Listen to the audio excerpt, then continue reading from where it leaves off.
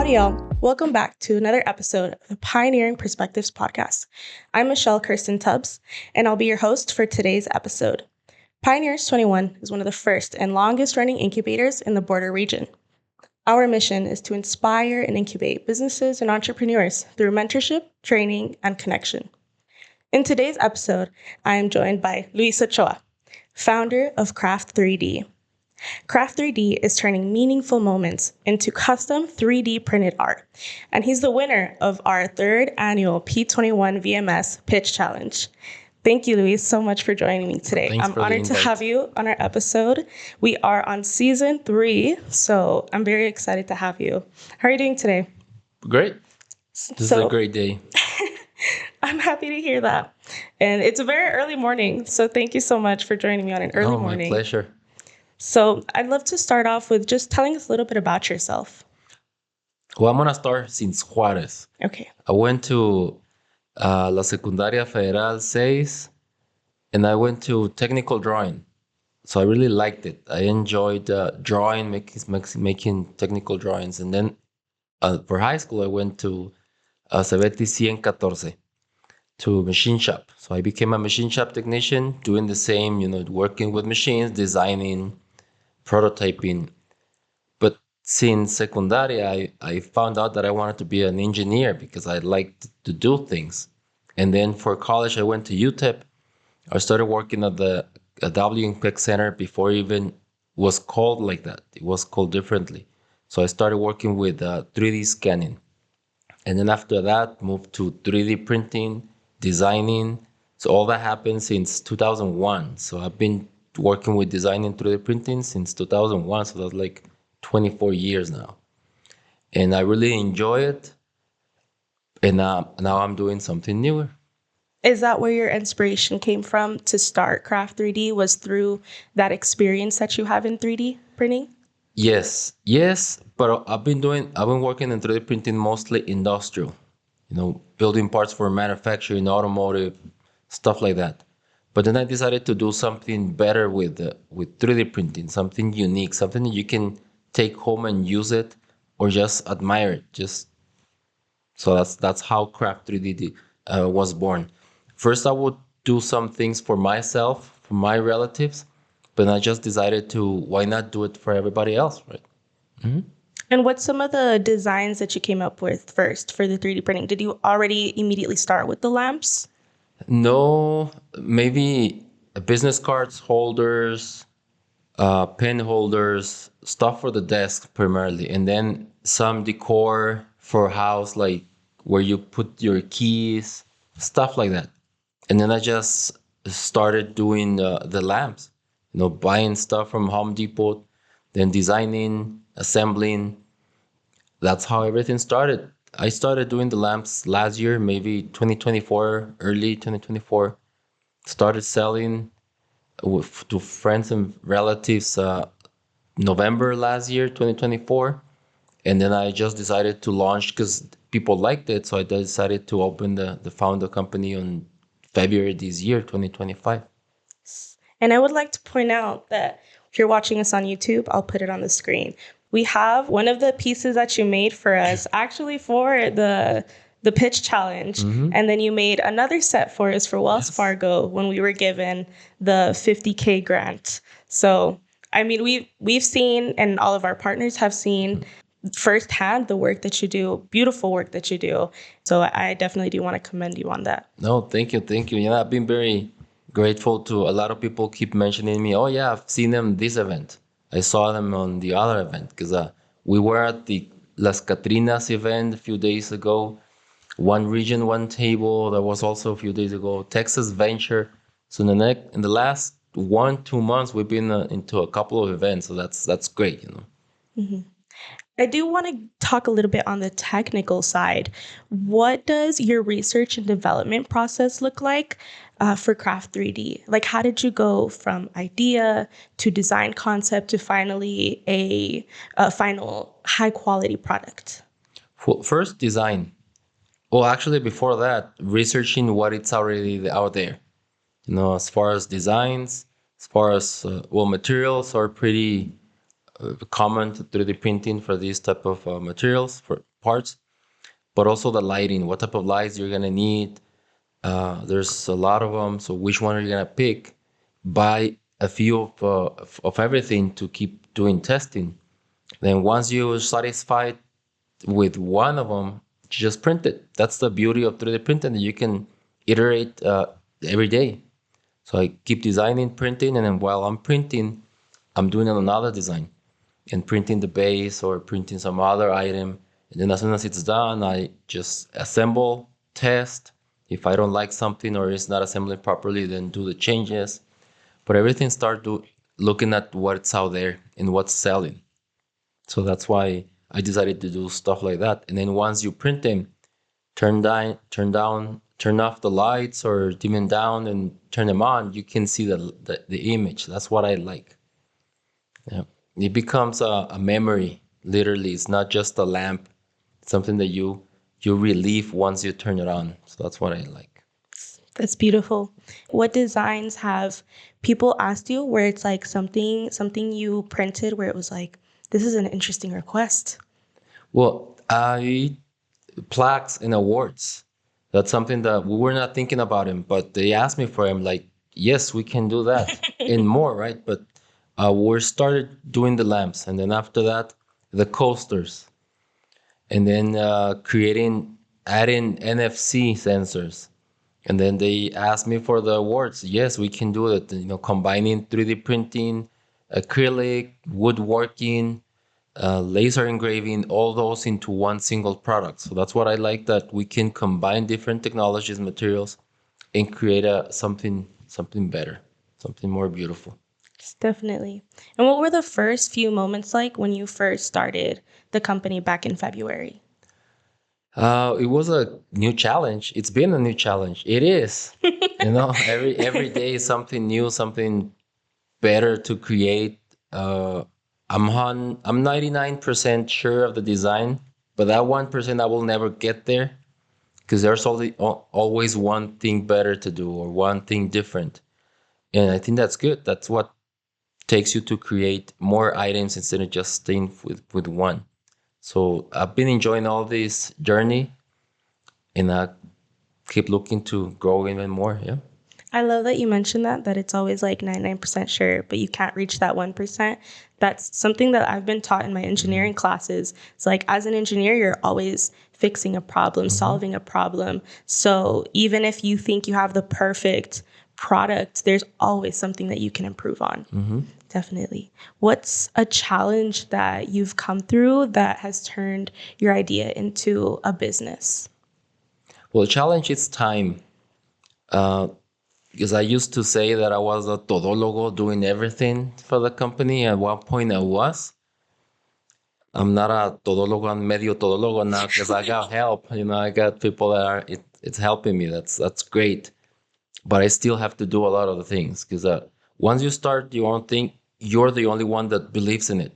That's your baby. That's your dream. Nobody else will take it as their dream because it's yours. So you have to keep working on it. That's what I have found. People will help you, yes. If you hire them, yes, they're gonna do the work and all that, but still your dream. So you have to continue working on that because nobody else will focus on it as you. And you've bootstrapped everything from the beginning, right?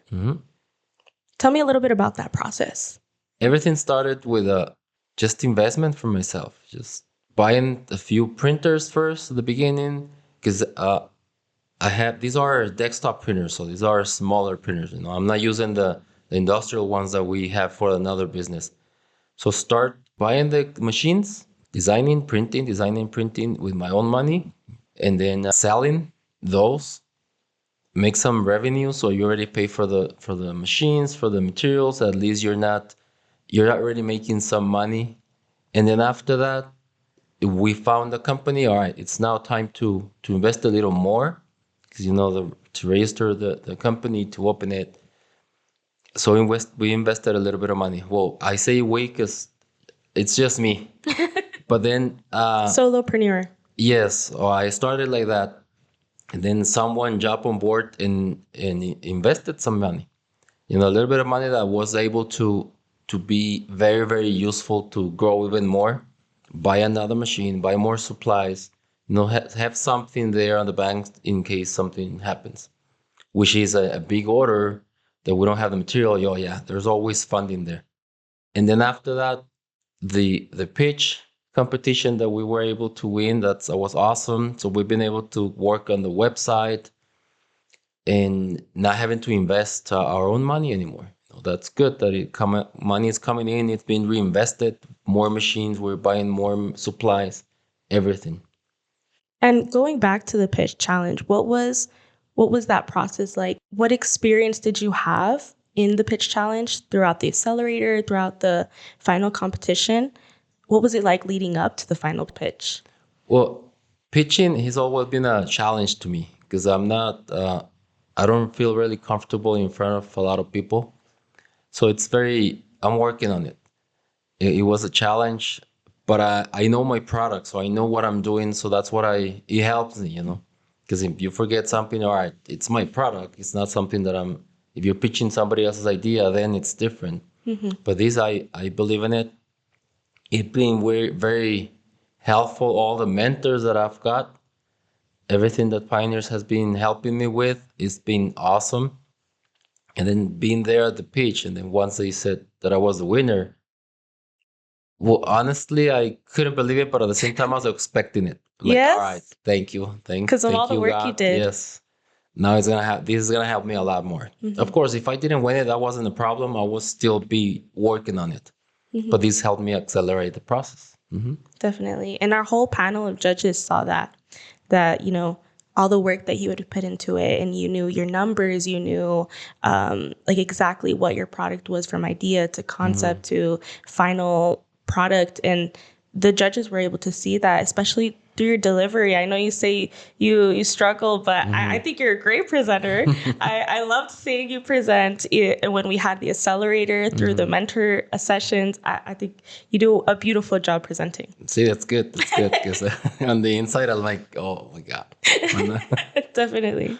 What's a piece of advice that has been able to stick with you, whether it was from a mentor or from a specific session? Keep working. If there's a day that that you do nothing for your business, then that was a wasted day. And that was a great advice, but it wasn't advice that I've been already doing it. So I was like, all right, it's good to know, to hear from somebody else. Thank you very much. But I'm already doing that for the last year. I've been working on this every single day, doing something. So yes, that was a great advice.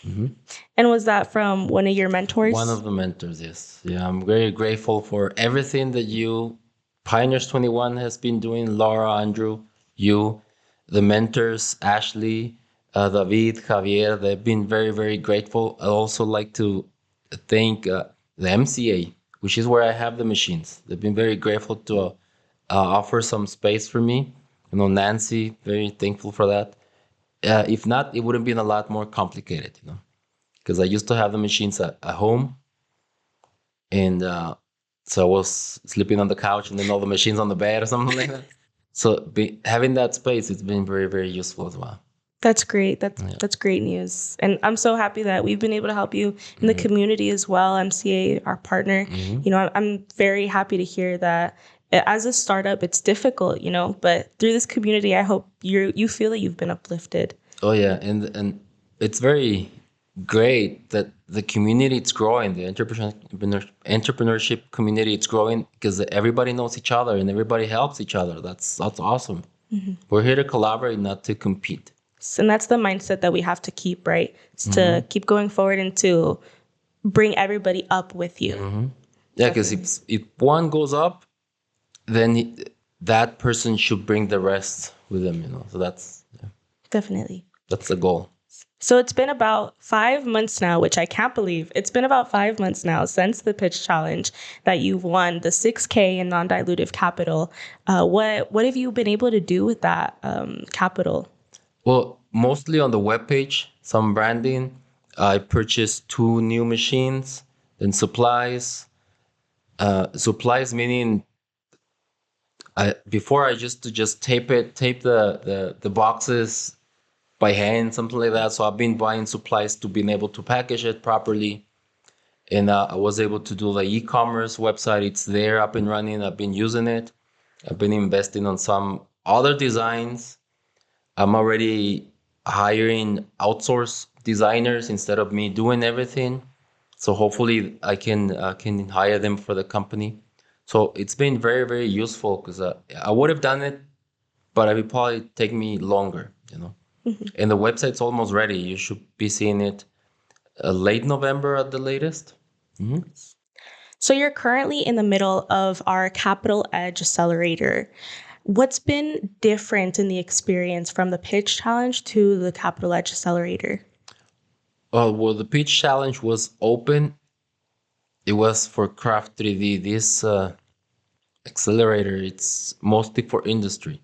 So looking to work with the government, more industrial. So that's been very good. I'm using that for the other company. But at the same time, everything that you learn, well, most of the what you learn, you can apply it to wherever, whatever company. So I've been using all that knowledge and also applying it to craft. So it's been great, learning a lot of the accounting strategies and then how to get into business with the government. Well, that's different. That it might not be for craft 3D per se, but everything can be applied to whatever company.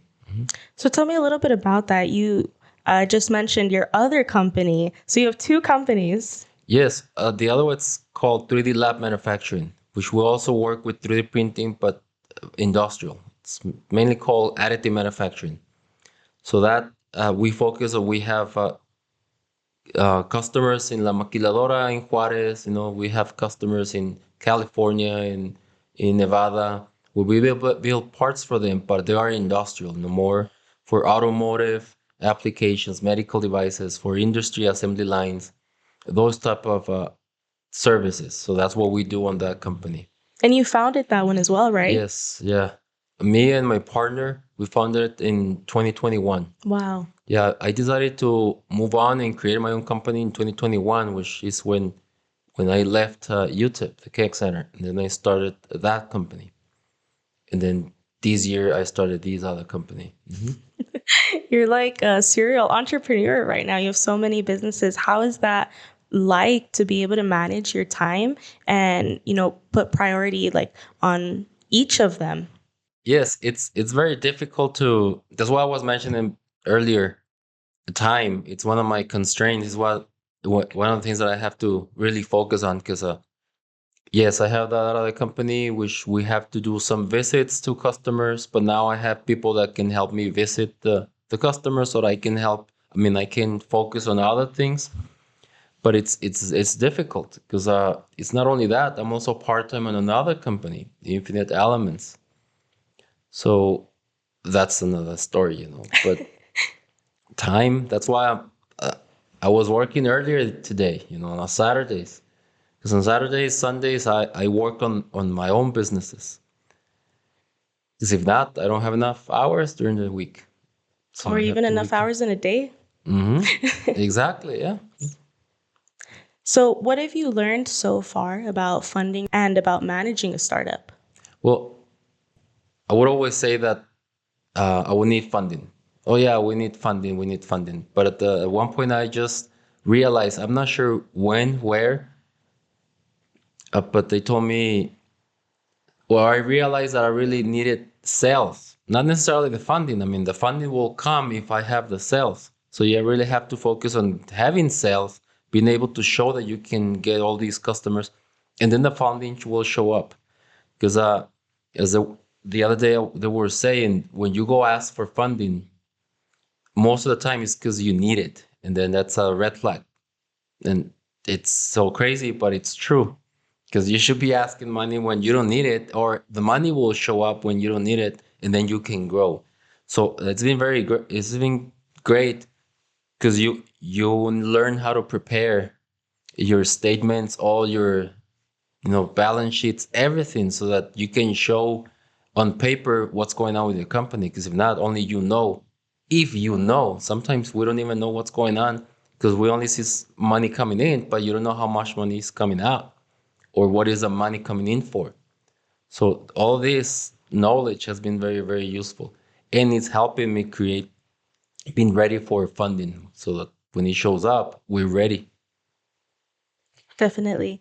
And I think it's so interesting that you say that. That's something that Laura taught me, was that like when I was first building my credit, she was like, okay, well, you first have to have good rapport with your bank and make sure that you have good debit and that you're not going under. Make sure you have enough, build that for 6 months, and then you can get your credit card because you need to be asking for money. And I think it goes for, for regular folk, but also for entrepreneurs, is that you should be asking when you don't need it. That way, when you're in a tough spot, you have that to back you up. Yeah, Really. totally agree. So that's why just learning. At one point, we all decide to stop. We think we learned everything already because we're doing everything and it's working out. But that's when you stopped growing. That's what I feel. Because at one point, that's how I felt on some of the things that I've been doing. And then you start getting into these events or these accelerators and mentors actually teaching you, because it's great that they are doing it. I mean, we're not paying anything, and all their time, it's ours. They're there to answer any questions. I mean, that's great. Nobody else will be doing it, so it's awesome. It's we really need to take advantage of all that and all their help, because they really want to help. Because they're not here selling anything, so that's great. Definitely. And how has the vision for Craft 3D evolved since you first started back in February? Well, I'm seeing it now more globally. Before, I would just everything started because I wanted to create centerpieces for weddings and quinceañeras. Because I would always talk about las tias, fighting for the centerpiece and all that. And then I just came up with the coasters with NFCs, so that you do a raffle, and at the end you select, or only one will be the winner, right? And I started going to expos for weddings and quinceañeras Here locally? here locally. And we have some events, some contracts for 2027, another one for 2028. But if we only do that, I mean, the company won't survive, because we can't wait till that moment to get the money. So that's when we move to corporate events as well, because corporate events and gifts are required on a monthly basis. So that's why we moved to these, but also memorial lamps. So we've been doing some memorial lamps whenever somebody passes away, so that they buy it for the relatives and they are able to go to a special song with the NFC special song that the person used to like, or for pets as well. So we diversify the services to other areas, and it's been growing like that. And the plaques for awards also for corporate, so that's been very, very, it's growing as well. I was asked to do something for corporate. I think we start the very first time that we did it was for MCA, actually. Okay. That was the very first design, maybe a year ago, or maybe 2 years ago. And after that, well, the last time that I saw those lamps, I couldn't believe I was already offering those, because they were, in my opinion, right now, they were terrible. But at that moment, I really loved them, and they liked them. And then I've been seeing the difference of what I've used to do, and then what I'm doing right now. I mean, they really have evolved. But corporate came up just because of the necessity of having cash flow, money coming in without having to wait till the weddings or quinceañeras show up. Yeah. Definitely. And what's one challenge that you think has been a lesson for you and that you can think back to and you're like, okay, I can't make this mistake because it happened because of this time? Maybe not combining fundings, being able to separate your own money, or I invest in one company and then the other company having his own funding, being able to do that. Definitely. Mhm. Well, before I let you go, what's next for Craft 3D? What do you have planned? Well, the website is gonna be global. So you will be able to ship anywhere. We're starting that will be launched this year, by November at the latest, or it's already November. So this month will be launched. You'll be able to just go to the website, upload your photos, your logos, custom or personalize the base, as you can see on this one, how many NFC sensors you want, where you want them to send, to link it to. That's one of the things. Another one, we're going to be opening a Mexico location as well, Oh, wow. because we're in the border, so it's difficult to be moving parts from one place to the other. So we're going to be offering all these services to Juarez as well, but to be able to invoice on the Mexico side. So we're going to be opening that pretty soon as well. Wow. And then after that, we'll be able to ship anywhere. So we really want to do this first locally, which we are already local, and then national. Why not? I'm already selling. I've been shipping parts to New Mexico, Dallas, Fort Worth, Tennessee, different areas. So that's why not? We're already doing it. And it's great that you already have that experience with your other company. Mm-hmm. Definitely. Yes. Well, this all sounds like great news. I'm looking forward to seeing your website. Thank you so much for meeting with me today. Thank you very much. One thing that I can take away is the comment that you made at the beginning, where it was like only 1%. You can always be 1% better. You can always improve. I hear that a lot, and I feel like I really do see that in you. No. You're always improving, always doing something better. Yes, no, that's how it should be. Well, thank you so much for coming in. Thank you very much.